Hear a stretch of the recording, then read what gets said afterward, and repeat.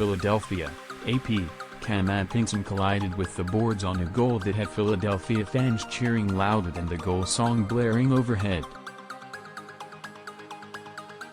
The Flyers bench was loud, too. All the boys were howling, Atkinson said. It was just a good vibe.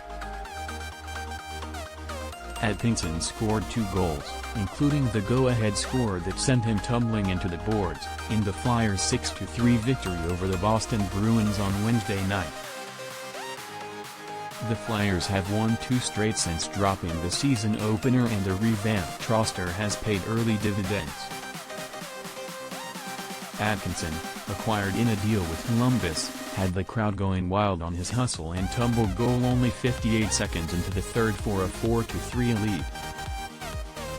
Joel Farabee picked off a pass from Mike Riley and fed to his right to a streaking Atkinson. Atkinson got tripped up and slid back first into the boards. Travis Konechny beat Jeremy Swayman from the slot that made it 5-3 and had the crowd chanting "Let's go Flyers." Sean Couturier knocked in an empty netter, making it the second straight game the Flyers scored 6 goals. No matter the outcome, each team was a distant second for overall interest in their respective city for the night. In Boston, the Red Sox lost to Houston in Game 5 of the ALCS. The 76ers opened in New Orleans but were on the minds of Flyers fans when a rousing, expletive, Ben Simmons started and reached a crescendo right as Carson Coleman scored in the first period. Atkinson earlier snagged the puck at center ice and beat Swayman on a breakaway for a 1-0 lead. "I wanted to pass, but obviously I decided to shoot, and good things happen when I shoot," Atkinson said. Farabee pounced on loose puck in the crease and knocked it off Swayman's stick for a 2-1 lead. Farabee, who signed a $30 million, 6-year contract extension in the off-season, has a goal in all 3 games this season. The Flyers stretched the lead to 3-1 only 2 minutes into the third on the sweetest goal of the game. Keith Yandel banged a long outlet pass off the boards. James Van Riemsdyk hustled down for the rebound and his shot knocked off Swayman. Scott Lawton banked in the easy rebound. "He's not going to be perfect every night.